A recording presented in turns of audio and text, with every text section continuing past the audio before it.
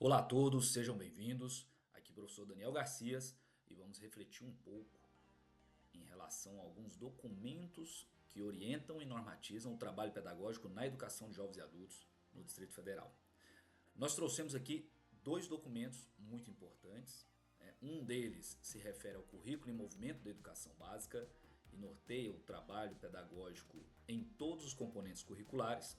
O outro se refere às diretrizes operacionais da educação de jovens e adultos, que se encontra na sua segunda edição e regulamenta a forma de oferta, a avaliação, o modo de organização, a carga horária e alguns diversos aspectos dentro da educação de jovens e adultos. O documento que nós vamos dar ênfase hoje são as diretrizes operacionais da educação de jovens e adultos. Você tem acesso a ela através desse QR Code, mas provavelmente você também possui ou o livro físico ou o arquivo digital dessas diretrizes.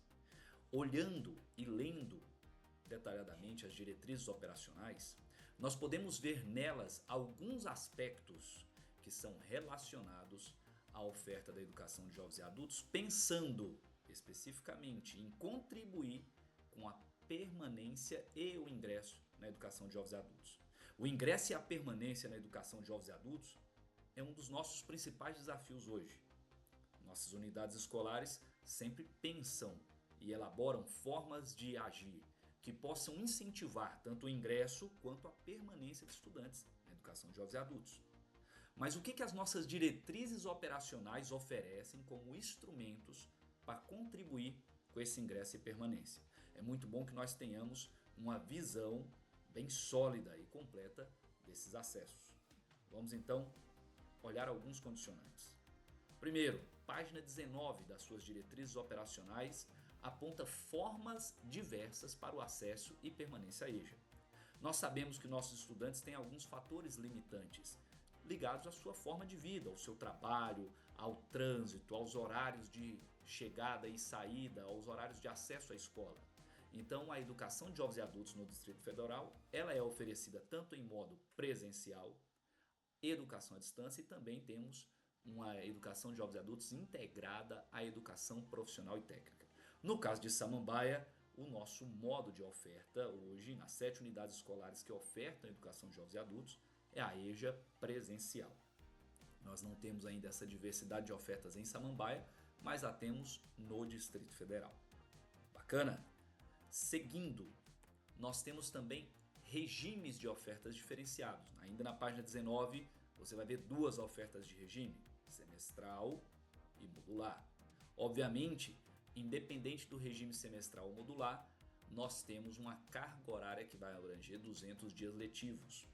Esses 200 dias letivos vão ser distribuídos de formas diferentes. A organização pedagógica, como você pode ver na página 22, ela possui 3 distintas maneiras de se efetivar. A primeira delas é a tradicional e o modo como nossas unidades escolares de Samambaia se organizam, 100 dias letivos para cada semestre.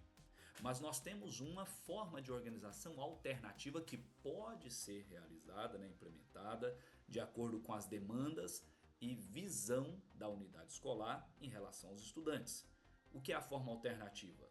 São ofertas de 2 módulos de 50 dias letivos, sendo em que, nos primeiros 50 dias letivos, o estudante receberá a carga horária equivalente a alguns componentes curriculares e nos demais 50 dias letivos, que é um outro módulo, ele receberá a carga horária referente às demais componentes curriculares.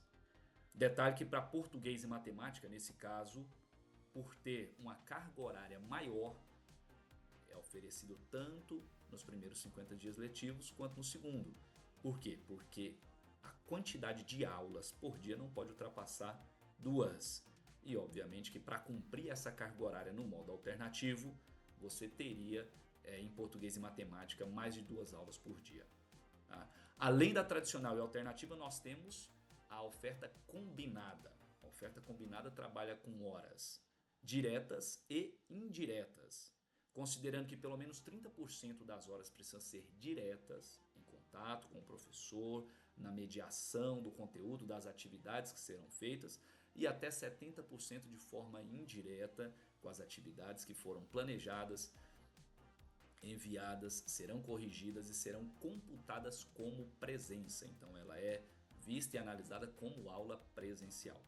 Nós também temos formas diferentes de organizar turmas, né? Nós temos as turmas vinculadas, é o modo mais acompanhado, né? Mais assistido. Inclusive, neste momento, né? A Samambaia não possui turmas multietapas, que é excelente, é um ótimo sinal, mas lembrando que é possível se estabelecer turmas multietapas desde que, né, a quantidade de alunos não atinja um mínimo definido pela estratégia de matrículas. Então, todas essas formas de ofertas diversificadas têm como objetivo atender os estudantes em seus diversos tempos, diversos espaços e nas diversidades de condições de acesso à educação.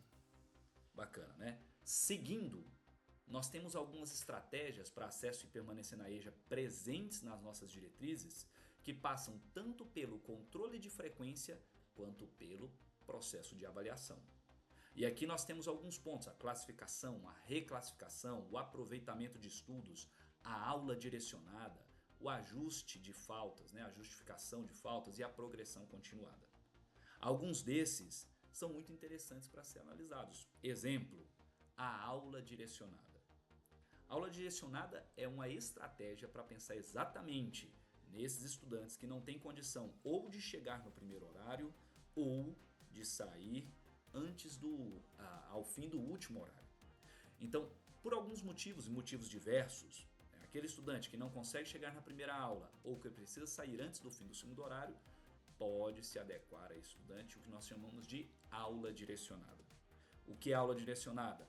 É um conjunto de atividades que vai se estabelecer através da ação pedagógica do professor, direcionada para aquele estudante que, como nós falamos, não pode chegar ou no primeiro ou no quinto horário, de forma que ele consiga acompanhar esta mediação de conhecimento em suas diversas possibilidades, fora do ambiente escolar, na sua residência, enfim, atendendo às demandas individuais de cada um. Este modelo de aula direcionada, ele pode ser solicitado pelo estudante através de um termo de adesão, e o único detalhe é que o mesmo componente curricular não pode ter aulas direcionadas mais de uma vez por semana. Outra coisa, é possível ter até 5 componentes curriculares até 5 vezes na semana. E a aula direcionada precisa ser estabelecida ou no primeiro ou no último horário, a depender das necessidades do estudante. Como exemplo, aqui a gente tem uma carga horária ilustrativa que mostra, né, um estudante de uma das etapas que tem uma aula direcionada segundas, quartas e quintas. Você pode ver aqui, ó, português, história e geografia no primeiro horário, e também ciências na sexta-feira, último horário. Né? Motivos, os motivos individuais de cada estudante. Possibilidades, até 5 componentes curriculares, até 5 vezes por semana, ou na primeira ou na última aula, alternando primeira e última aula a depender da necessidade, mas apenas em um componente por dia e não se repete o componente por semana. Então essa é uma estratégia, é simples, está nas diretrizes, mas pode contribuir com a permanência daquele estudante que tem dificuldades de chegar ou na primeira ou de ficar até o final da última aula. Outra possibilidade, progressão continuada. Aqui nós temos uma possibilidade avaliativa prevista nas nossas diretrizes operacionais, página 52, e que tem alguns condicionantes também. Aquele estudante, né, que vai ser acompanhado por meio da avaliação formativa, observando então as condições que ele tem de progredir, apesar das dificuldades e pré-requisitos não apresentados na etapa anterior, é uma possibilidade de acesso e permanência na EJA. Progressão continuada tem alguns condicionantes também. Primeiro, ela só pode ser feita para a etapa seguinte.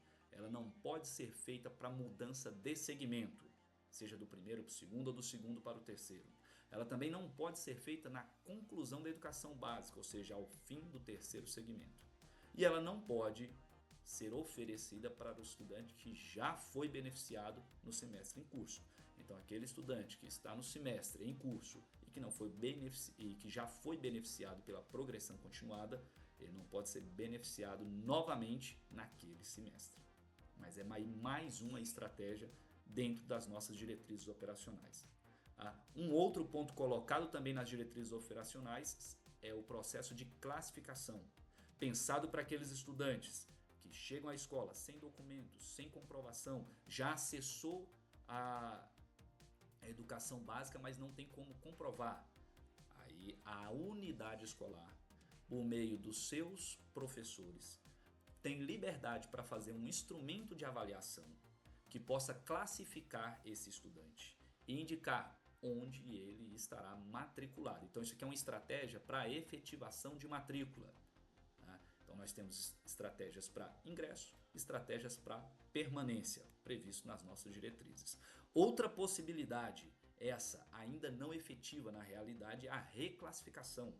A reclassificação pode ser uma ferramenta muito rica para recolocar estudantes e garantir que eles permaneçam na educação de jovens e adultos. E uma possibilidade, né, aquele estudante que ainda não quer mudar de segmento ou que ele quer permanecer naquele segmento, né, ele não quer subir o nível da etapa por algum motivo, e nós podemos contribuir fazendo uma reclassificação. Como isso é possível? Primeiro, solicitação do estudante. Então é uma autoavaliação do estudante e ele faz a solicitação de reclassificação. Essa reclassificação pode ser feita apenas uma vez, a qualquer tempo, a cada semestre. Tá? Hoje nós temos um problema no sistema, né, nas ferramentas do sistema para realizar a reclassificação, porém a reclassificação está prevista nas diretrizes operacionais e por isso ela pode ser solicitada pelo estudante e é um instrumento que nós temos que garantir que se efetive. Algum outro ponto? Ajus, né? O ajuste de faltas, ajuste de ausência. Para aqueles estudantes que tiveram por algum motivo faltas contínuas que ultrapassem 25% e que tem alguma justificativa, é possível fazer um ajuste de faltas, né? Como que isso é feito? Primeiro, o estudante precisa solicitar o formulário.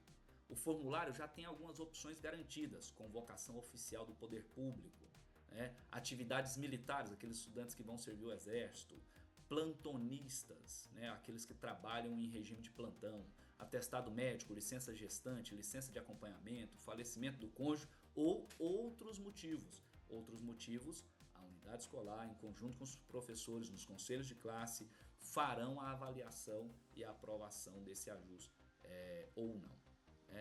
Assim que ele apresentar o ajuste, assim que ele informar, né, ou apresentar a solicitação, a contar do último dia da ausência dele, mas que pode ser também avisado com antecedência, né, ajustado com a escola com antecedência, esse estudante vai cumprir atividades compensatórias domiciliares. Então a gente está possibilitando a ele o exercício da educação ao seu tempo e de maneira flexível. Então o que nós temos aqui são alguns pontos que nos ajudam, nos orientam a pensar meios tanto de ingresso quanto de permanência na EJA por meio das nossas diretrizes operacionais. Vocês têm em mente algum outro ponto das nossas diretrizes que podem colaborar?